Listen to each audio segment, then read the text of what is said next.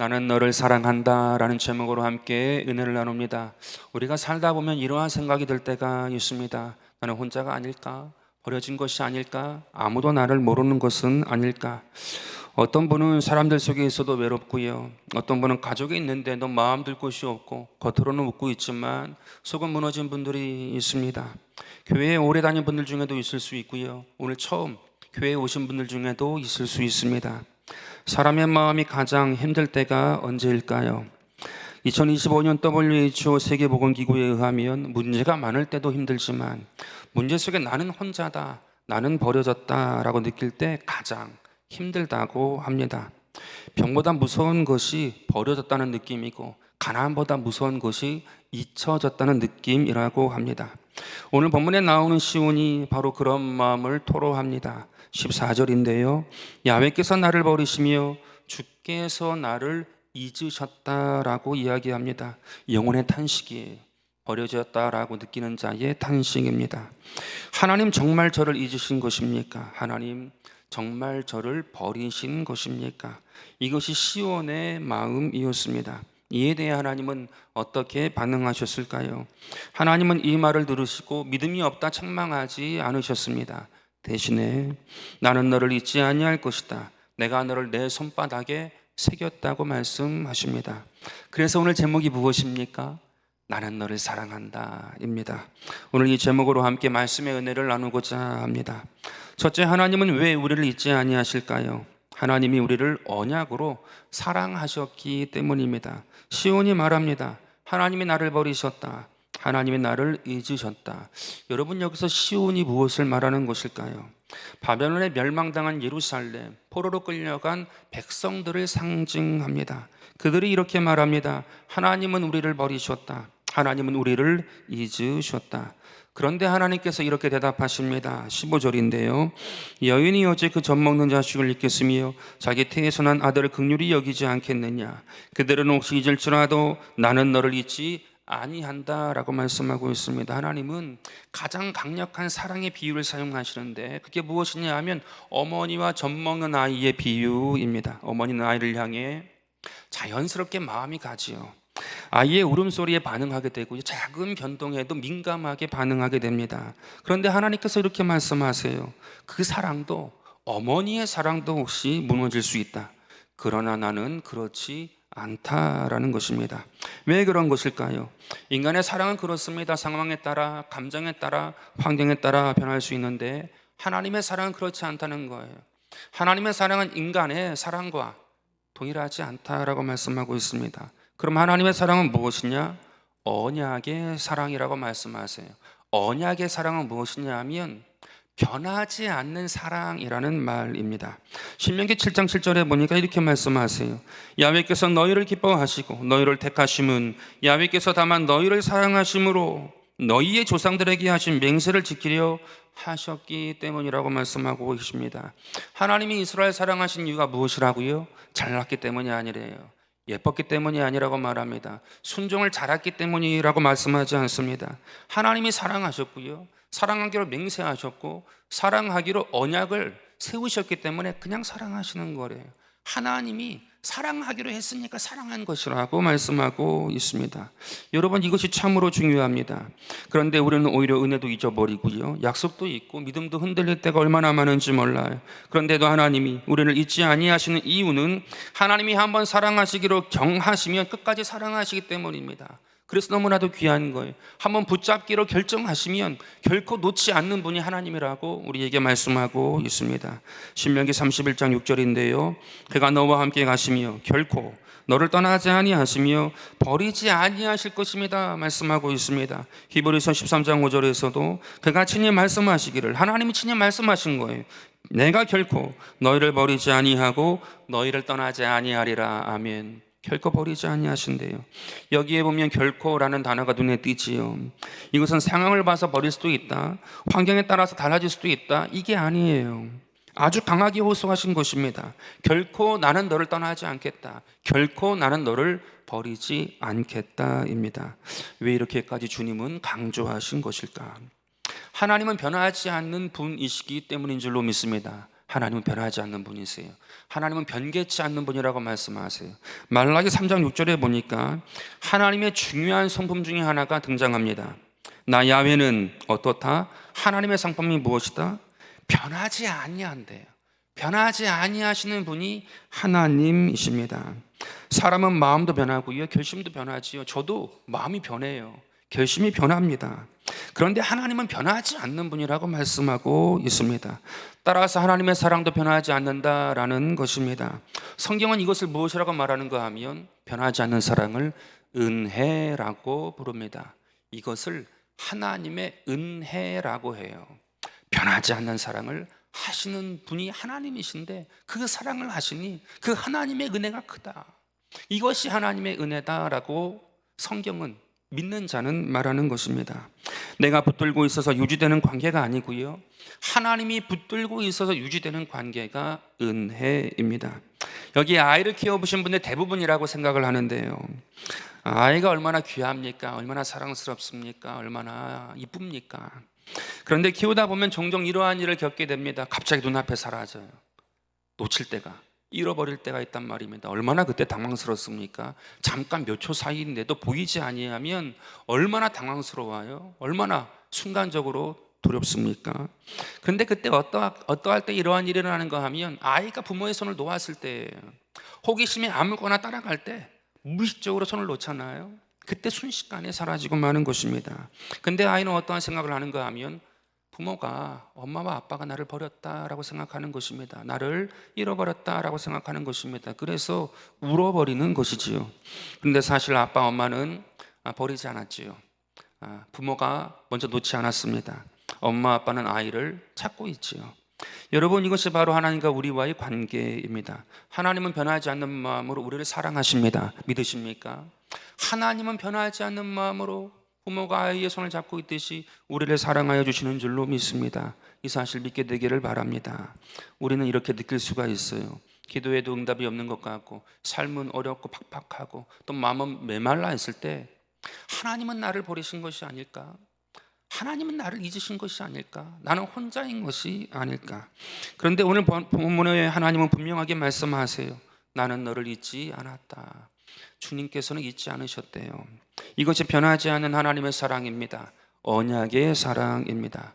여러분, 오늘 이 시간 가운데 변하지 않는 하나님의 사랑, 그 은혜를 체험하게 되기를 바랍니다. 교회에 오면 은혜를 받으셔야 돼요. 그 은혜가 무엇입니까? 여러 가지가 있을 수 있지만 핵심 중에 핵심은 하나님이 나를 변하지 않는 마음으로 사랑하시는 거예요.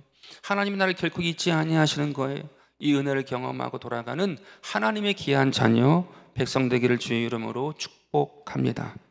둘째로, 하나님 변하지 않는 사랑의 증표로 하나님의 손바닥에 시온을 새기셨다고 말씀하고 계세요.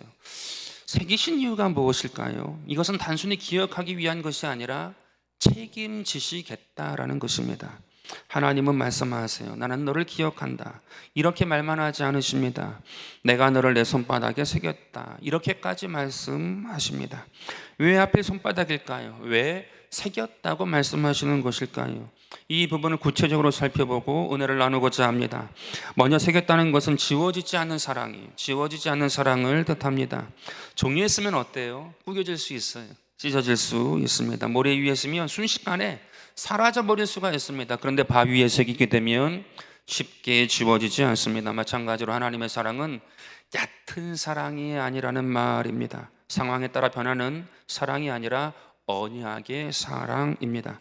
예레미야 31장 3절에 보니까 옛적에 야훼께서 나에게 나타나서 내가 영원한 사랑으로 너를 사랑했다.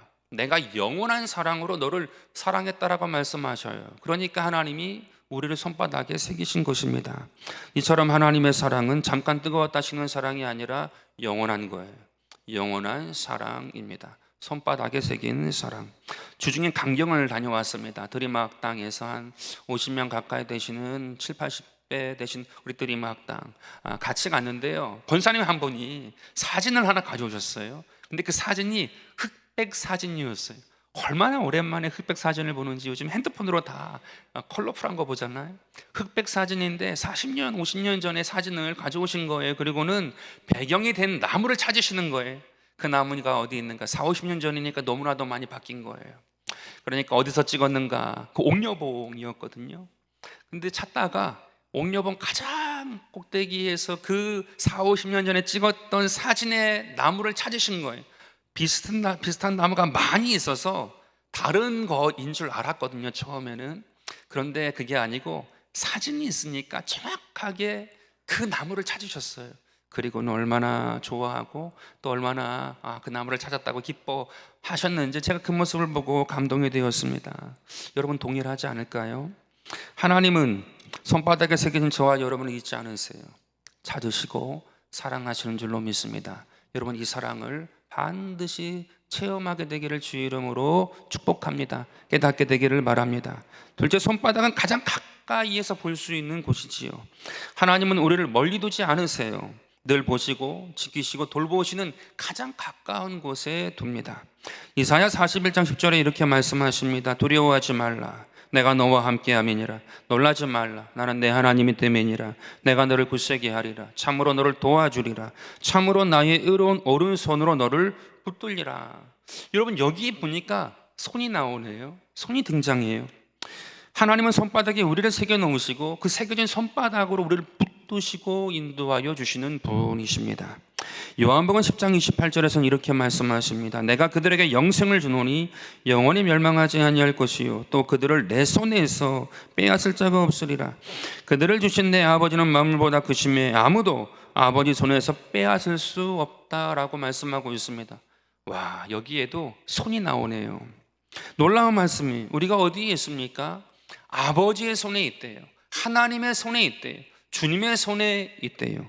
누가 우리를 흔들 수는 있어요. 정죄할 수는 있지만 주님의 손에서 우리를 빼앗을 수는 없는 것입니다. 여러분 이 사실을 믿게 되기를 바랍니다. 이 말씀 준비하는데 이 강경에 제일감리교회라고 있어서 기독교 역사관이 있어서 거기 갔더니 이 설명해 주시던 내용이 딱 떠오른 거예요. 우리나라가 기독교 받은 내용들을 쭉 얘기하시다가 또 그 와중에 주권을 빼앗겼잖아요, 일본에게. 그때 이런 내용이 있었다고 얘기하셔서 제가 찾아서 가져왔습니다. 한국 황제 폐하는 한국 전체에 관한 일체의 통치권을 완전하고도 영구히 일본 황제 폐하에게 양려한다, 넘겨준다라는 얘기잖아요. 준다라는 이야기인데 여기서 영구히라는 말 때문에 해방했을 때 전쟁 보상을 받지 못했다라고 설명해 주시는 거예요. 스스로 내주었기 때문에 그렇대요. 영구히 준다. 스스로 내주었기 때문에 법적으로 보상받을 수가 없었다라고 합니다. 여러분 아무리 내 것이라 할지라도 스스로 주게 되면 받을 수가 없어요. 스스로 주면 받을 수가 없어요. 빼앗겼으면 법적으로 걸 수 있지만 스스로 준 거는 받을 수가 없다라는 것입니다. 스스로 주면 끝나버리고 만다는 이야기입니다. 하나님은 우리를 스스로 내어주지 아니하십니다. 저와 여러분도 주님 손에서 스스로 벗어나지 않는 은혜가 있게 되기를 바랍니다. 예전에 신학교 친교가 미국에 갔을 때 저에게 깨달은 것이 있다고 이야기해 준 것이 있습니다. 그 사회, 미국 사회가 위기인 것 여러 가지 이유가 있겠지만 특별히 기독교 국가니까 이 미국 사회가 위기인 이유가 무엇이냐라고 이야기하면서 했던 말이 무엇이냐, 하나님을 경험하고 만난 자녀들의 숫자가 급격하게 떨어진다는 거예요. 자녀들, 어린 시대 세대의 아이들이 급격하게 준다라는 거예요. 우리가 미국 생각하면 자유주의 그리고 막 퇴폐하고 막 그런 걸 많이 생각하잖아요. 매스컴에서 그것을 딱 뽑아서 많이 보여주는 것이지 사실은 굉장히 보수적인 나라예요. 가는 곳마다 우리나라보다 교회가 더 많습니다. 교회가 너무나도 많은 나라가 미국이에요. 근데 이 친구가 했던 말은 무엇이냐 하면 하나님을 만나고 경험하는 자녀의 수가 급격하게 떨어진다라는 얘기였어요. 이게 무슨 말인가 하면 어려서부터 믿어서 하나님을 뜨겁게 사랑했다 할지라도 식어질 때가 있잖아요. 또 세상 재미에 빠져서 청춘을 보낼 때가 얼마나 많이 있습니까? 근데 어려서 하나님을 만난 사람들은요 어느 때가 되면 영혼의 갈증을 느끼고 돌아오더란 말입니다. 그런데 지금 시대는 아이들이 하나님을 만나고 체험하고 세상으로 가는 것이 아니라 그런 경험이 없이 나가기 때문에 돌아올 가능성이 희박해졌다는 거예요. 비율이 너무나도 약해졌다라는 것입니다. 굉장히 일리가 있죠. 우리나라 80년대 90년대 아이들도 다 방언받았습니다. 저도 초등학교 5학년 때 방언받았거든요. 하나님을 어린 시절에 만난 거예요.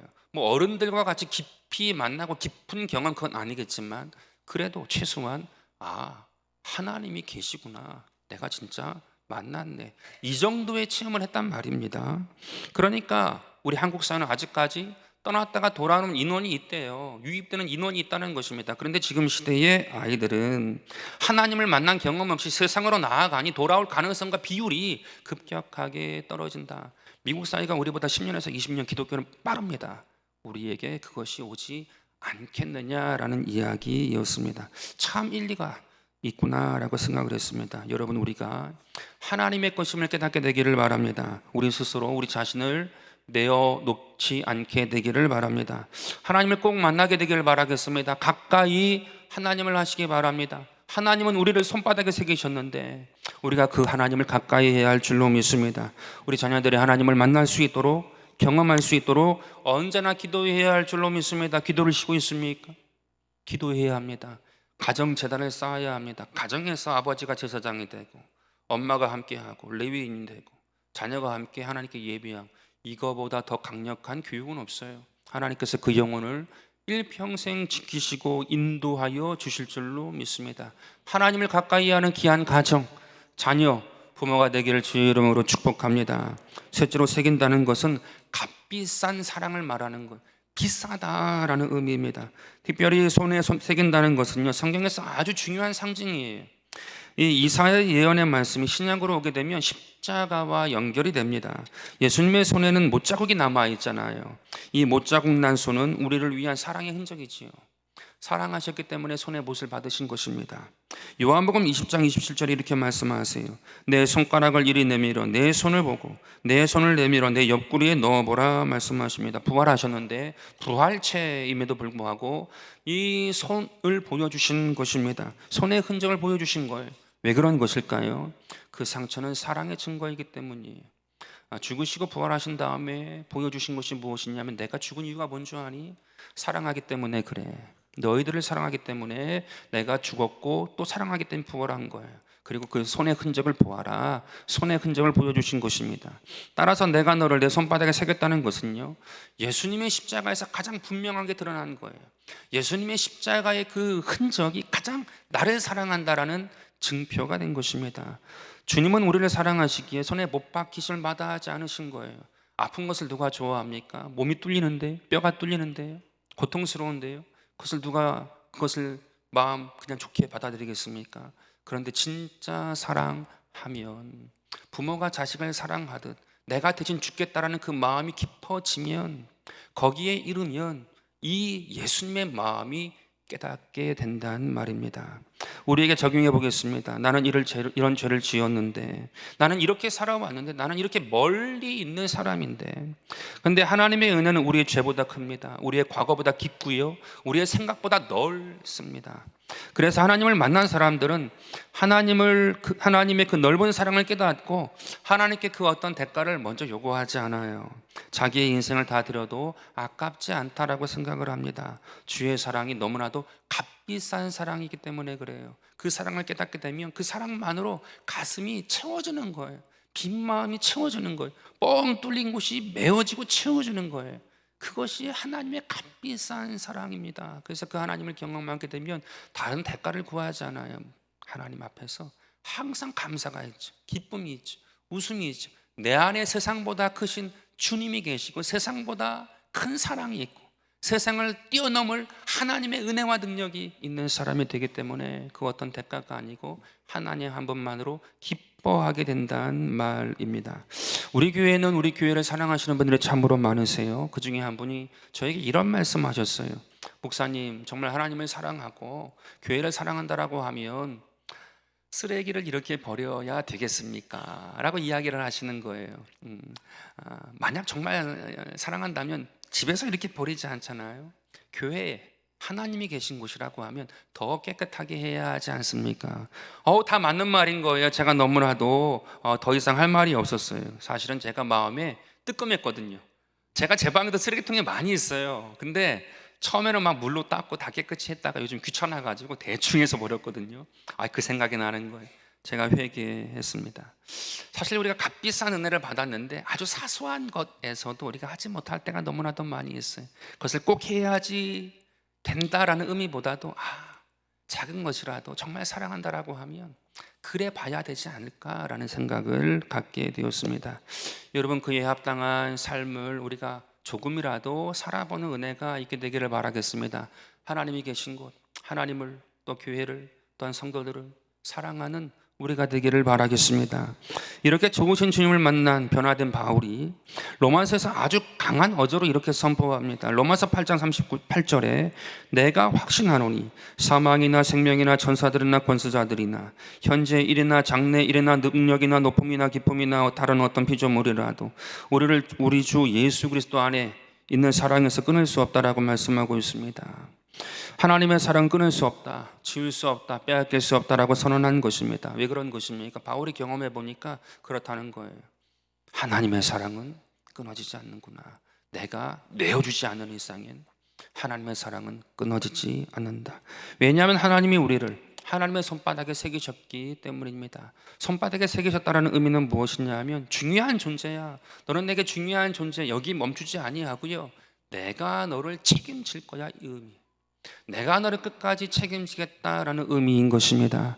오늘 주님의 손에 우리가 새겨진 자인 줄로 믿습니다. 하나님이 끝까지 우리를 사랑하시는 줄로 믿습니다. 스스로 내던지지 마세요. 스스로 내어놓지 마세요. 주님의 은혜를 기억하고 아무리 환경이, 아무리 관계가, 아무리 어려운 생각이 마음에 생각이 들어온다 할지라도 그건 마귀의 생각이 물리치고 실질적인 문제가, 관계가, 어려움이 있다 할지라도 주님 바라보고 반드시 승리하는 은혜가 있게 되기를 주의 이름으로 축원드립니다. 하나님이 우리를 영원히 사랑하시는 분임을 기억하시고 믿게 되기를 주의 이름으로 축원드립니다. 셋째로, 하나님의 은혜는 버림받은 마음조차 다시 살리신대요. 마음이 죽었는데 버림받았다라고 느껴지는 것이 분명한데 다시 살리십니다. 이사야 49장의 배경은 절망이지요. 이스라엘이 어땠다고 말씀드렸지요? 무너졌다고 얘기했어요. 예루살렘이 무너졌습니다. 백성은 포로가 되었습니다. 그래서 스스로 말합니다. 주께서 나를 버리셨다. 근데 하나님은 그 절망의 한가운데에서 새로운 말씀을 하세요. 새로운 정체성을 주십니다. 너는 내 손바닥에 새겨진 존재다. 이 새겨졌다라는 그 의미는 정체성이었어요. 하나님의 손바닥에 새겨진 존재라고 말씀하고 있는 것입니다. 여러분, 이 말은 단순한 위로가 아니고요, 죽어가는 마음을 다시 살리는 메시지인 줄로 믿습니다. 여러분 마음이 오늘 이 말씀을 반드시 새기게 되길 바라겠습니다. 나는 하나님의 손바닥에 새겨진 존재다. 한번 따라 하실게요. 나는 하나님의 손바닥에 새겨진 존재다. 아멘. 우리는 하나님의 손바닥에 새겨진 존재입니다. 주님은 주님의 손바닥에 우리를 새기셨대요. 근데 우리는 그 주님의 마음을, 주님의 말씀을 우리 마음에 새겨야 할 줄로 믿습니다. 하나님의 나를 하나님의 손바닥에 새기셨다. 이 말씀이, 메시지가 우리 가슴 가운데 새겨지게 되기를 바라겠습니다. 그러면 영혼이 살아나게 되는 것입니다. 에스겔 36장 26절인데요. 또 새 영을 너희 속에 두고 새 마음을 너희에게 주되 너희 육신에서 굳은 마음을 제거하고 부드러운 마음을 주겠다라고 말씀하고 있습니다. 하나님의 마음은 굳은 마음도 녹인다고 말씀하십니다. 죽은 듯한 마음도 살리시는 줄로 믿습니다. 마음을 만지실 수 있는 이는 유일하게 하나님이세요. 하나님만이 우리의 마음을 새롭게 하실 줄로 믿습니다. 시편 34편 18절에 야훼는 마음이 상한 자를 가까이 하신다고 말씀하고 있습니다.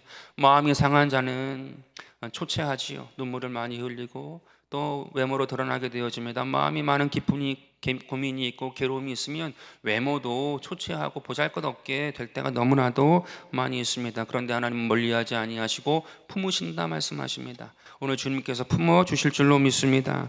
마태복음 11장 28절에서 수고하고 무거운 짐진 자들아 다 내게로 오라 내가 너희를 쉬게 한다라고 말씀하고 있습니다.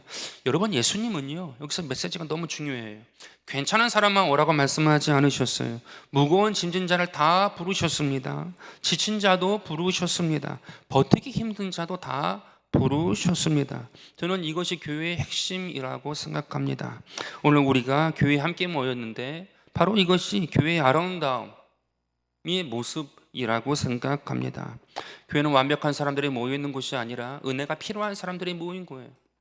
하나님의 은혜가 절실해서 우리는 완벽하지 않지만 하나님 앞에 나와 있는 것입니다. 또한 교회는 똑같은 사람들이 모이는 곳이 아니라 서로 다르지만 함께 있는 곳이 교회입니다. 그리고 하나님은 그런 사람들을 기쁘게 받아주십니다. 누가복음 15장에 보면 탕자가 등장하는데 탕자가 어떠한 사람이냐 하면 아버지를 버리고 떠났던 자예요. 근데 돌아왔습니다. 이 탕자가 돌아올 때 아버지가 얼마나 기뻤던지 잘 희미하게 보임에도 불구하고 아들인지를 바로 알아본 거예요. 달려가서 껴안고 입 맞춥니다. 형에 비교한다라고 하면 아주 형편없는 존재가 된 게 탕자예요. 형과 비교한다라고 하면 이제는 형편없는 존재가 탕자가 돼버렸습니다. 그런데 이 아버지는요, 이 아들에게 옷을 갈아입히고 가락지를 끼워주고 신발을 신기고 송아지를 잡아서 큰 잔치를 벌였어요. 근데 그 소리가 동네 밖에까지 들린 것 같습니다. 잔치의 소리가 크게 울렸다라고 성경이 기록하고 있거든요.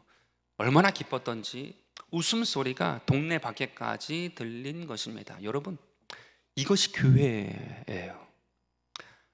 탕자는 형에 비하면 아무 형편없는 존재가 되었습니다. 근데 탕자만 있는 것도 교회가 아니고, 형만 있는 것도 교회가 아니고, 아버지만 있는 것도 교회가 아니고, 아버지도 있고 형도 있고 돌아온 탕자도 함께 있는 곳이 교회입니다. 웃음소리가 넘쳤대요. 기뻤대요. 그리고 이것이 은혜입니다. 요한복음 6장 37절에 보니까 주님께서 이렇게 이야기하세요. 아버지께서 내게 주시는 자는 다 내게로 올 것이요 내게 오는 자는 내가 결코 내쫓지 아니한대요. 내쫓을 수 있는 유일한 분은 주님밖에 없는데 주님이 내쫓지를 않으신대요. 오늘 저와 여러분 다 받아들이는 은혜가 있게 되기를 바랍니다. 예수님의 은혜 가운데 우리가 하나님을 믿게 되기를 바라겠습니다. 만약에 주님께서 아니라고 하시면 주님께서 내쫓으시는 거예요. 주님의 것을 우리가 찬탈하면 안 돼요. 주님께서 행하시는 것입니다. 우리는 기도하고 사랑하고 즐거워하고 기뻐하고 주 안에 하나님을 고백하는 우리가 되기를 주의 이름으로 축원드립니다. 주님은 정죄하기보다 은혜로 만나주시고요, 멀리하기보다 품어주시고요, 거리를 두기보다 초청해 주시는 분이신 것입니다. 혹시 이 시간에 이러한 마음이 있으신 분이 계십니까? 나는 너무 늦은 것 아닌가? 나는 신앙이 너무 없다. 나는 교회와 어울리지 않는 인생을 사는 사람이다. 이러한 마음을 가진 분이 혹시 계십니까? 그러나 하나님께서 말씀하십니다. 나는 너를 잊지 않았다. 나는 너를 버리지 않았다. 나는 너를 내 손바닥에 새겼다. 너는 그러한 존재다. 오늘 이 자리에 나왔다고 하면 하나님께서 부르신 거거든요. 하나님께서 인도하신 것입니다. 성경에서 또 믿는 자들이 말하는 것은 하나님의 택하신 뜻이 있어서 오늘 이 자리에 나왔다. 우리는 그렇게 이야기합니다. 여러분, 이 음성을 듣고 이 은혜를 받는 우리 모두가 되기를 주의 이름으로 축원드립니다. 이 은혜를 마음에 받아들이면 영혼이 살아나는 것입니다. 힘을 얻게 되는 것입니다. 말씀을 정리합니다. 하나님의 사랑은 상황과 감정에 따라 변하지 않습니다. 주님을 만나면 영원히 사랑해 주십니다. 오늘 이 시간 영원한 그 사랑, 하나님을 만나 누리는 은혜가 있게 되기를 바랍니다. 하나님의 사랑은 손바닥에 새겨진 사랑입니다. 항상 가까이 하시고 지키시고 돌보시는 값비싼 사랑입니다. 이 사랑 잊지 마시기 바랍니다.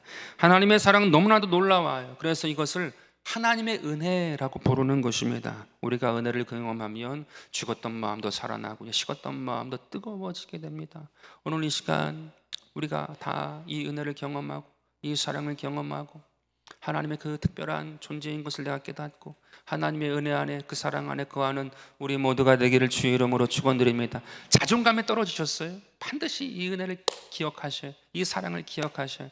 내가 하나님의 권능의 오른손에 새겨진 존재이다.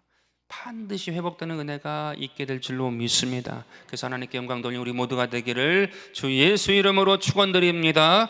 아버지 하나님, 은혜와 사랑을 감사드립니다. 나는 너를 사랑한다. 주님, 사랑하여 주신 것 감사합니다.